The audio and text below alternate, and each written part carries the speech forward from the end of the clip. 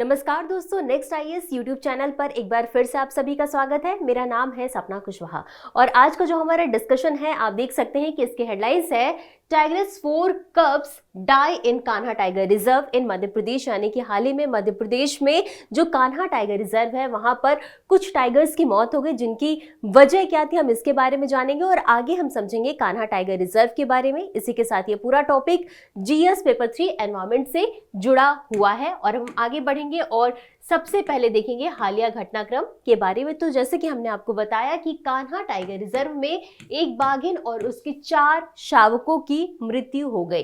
अब इसके कारण की बात करें तो इसका कारण ये बताया गया है कि इनमें जो है कि फेफड़ों का संक्रमण हो गया था, लेकिन इसके बाद कुछ और इन पे शोध किए गए तो बाद में पता चला कि इन्हें कैनाइन डिस्टेंपर वायरस का संक्रमण हो गया था, जिसकी वजह से इनकी मौत हो गई थी। तो अब हम ये समझ लेते हैं कि आखिर ये संक्रमण होता क्या है, जिसे कि CDV के नाम से भी जानते हैं।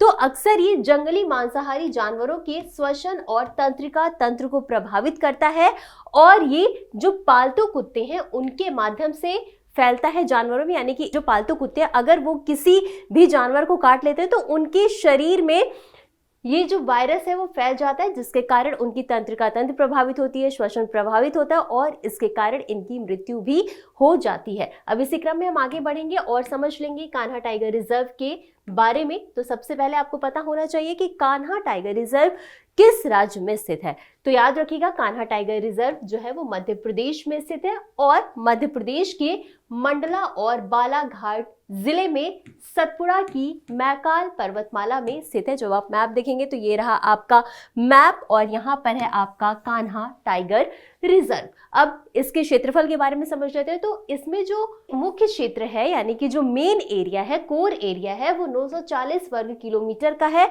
और इसी के साथ 1134 वर्ग किलोमीटर जो है वो इसमें बफर एरिया है और इसी के साथ कुल मिलाकर ये लगभग 2000 वर्ग किलोमीटर से अधिक एरिया में फैला हुआ है। इसका विस्तार देखने को मिलता है। अब गलियारा की बात करेंगे तो यहाँ पर पेंच टाइगर रिजर्व और अचानकमार टाइगर रिजर्व से होकर के ये गलियारा गुजरता है, जो कि इस रिजर्व में स्थित है और नर्मदा नदी के जल ग्रहण क्षेत्र का ये हिस्सा है। अब आपको इसकी सहायक नदियां भी याद होनी चाहिए कि कौन कौन सी सहायक नदियां इससे होकर के बहती हैं। तो इससे बंजर, हलोन और सुलकुम सहायक नदियां इससे होकर के बहती हैं। अब यहाँ पर कुछ जनजातियां भी पाई जाती हैं, जनजातीय समुदाय पाए जाते हैं, जिनमें कि मुख्य रूप से यहाँ पर गोंड और बैगा जनजाति पाई जाती है। तो ये हमने समझ लिया कान्हा टाइगर रिजर्व की भौगोलिक स्थिति के बारे में। अब आगे बढ़ेंगे और समझेंगे इसके इतिहास के बारे में। तो बात करते हैं 1879 की। तो 1879 में जो कान्हा टाइगर रिजर्व है इसे आरक्षित वन क्षेत्र घोषित किया गया था। फिर इसमें विस्तार किया गया और 1933 में इसे वन्य जीव अभयारण्य घोषित किया गया और फिर 1955 में इसे नेशनल पार्क यानी कि राष्ट्रीय उद्यान का दर्जा दिया गया और इसी के साथ 1973 में प्रोजेक्ट टाइगर के तहत इसे टाइगर रिजर्व का दर्जा दिया गया है। तो इतना समझने के बाद अब हम समझ लेते हैं यहाँ पर पाई जाने वाली जैव विविधता के बारे में, जिसमें हम सबसे पहले बात करेंगे यहाँ पर पाई जाने वाली वनस्पति के बारे में और उसके बाद डिस्कस करेंगे यहाँ पर पाए जाने वाले जीव जंतु के बारे में। तो यहाँ पर नम सालवन और नम मिश्रित पर्णपाती वन पाए जाते हैं, जिसमें कि मुख्य रूप से बांस, तेंदू, साल, जामुन और अर्जुन यहाँ पर मुख्य रूप से पाए जाते हैं।